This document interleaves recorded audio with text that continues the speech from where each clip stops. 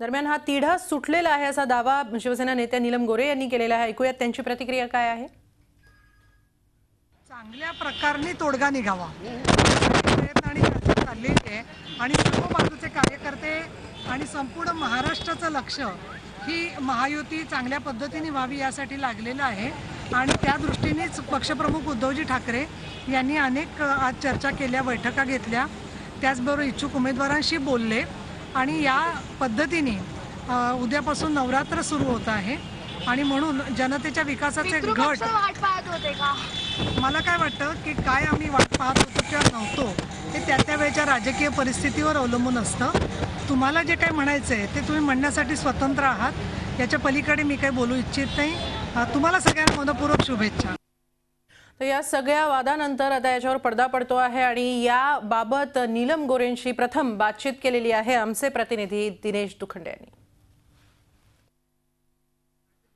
आपल्यासोबत आहे शिवसेनेच्या उपनेत्या डॉक्टर नीलम गोरे।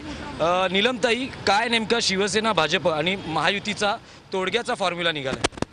या संदर्भामध्ये त्याचा जो तपशील आहे ते शिवसेना पक्षप्रमुख उद्धवजी ठाकरे आणि भारतीय जनता पक्षाचे सगळे नेते, महायुतीचे नेते तपशील सांगू शकतील, परंतु आज संपूर्ण महाराष्ट्राचं लक्ष या महायुती होण्यासाठी लागलेलं आहे आणि प्रत्येकाची महाराष्ट्रातल्या आज इच्छा आहे की चांगलं सरकार येण्यासाठी तोडगा निघाला पाहिजे। खरं तर त्या भागामधले जे कार्यकर्ते असतात त्या सर्वांना न्याय मिळावा, त्यांच्या अपेक्षांना योग्य त्या पद्धतीने सामावून घ्यावं यासाठी सगळ्यांचा प्रयत्न चाललेला आहे आणि बऱ्याच वेळेला जो काहीतरी खुर्च्यांचं भांडण आहे। माझं मत असं आहे की लोकांचं प्रतिनिधित्व करून चांगल्या प्रकारचा न्याय देता यावा, शेतकऱ्यांचं रक्त सांडलं जाऊ नये यासाठी म्हणून हे सगळे प्रयत्न चाललेले आहेत आणि आमची अशी अपेक्षा आहे की लवकरात लवकर चांगल्या पद्धतीने त्याच्यातून मार्ग निघू शकेल आणि त्याचसाठी सर्व पक्षांचे नेते प्रयत्न करतात। शिवसेना भाजप युतीतला तणाव निवळलेला आहे। तणाव असं आहे की माध्यमांच्या मधून सारख्या तुम्ही वेगवेगळ्या बातम्या देताय, त्याच्यामुळे तो तणाव वाढतोय।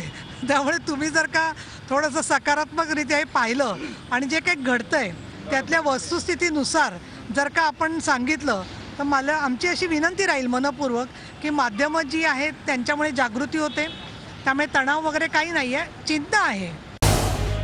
झी 24 तास रहा एक पाऊल पुढे।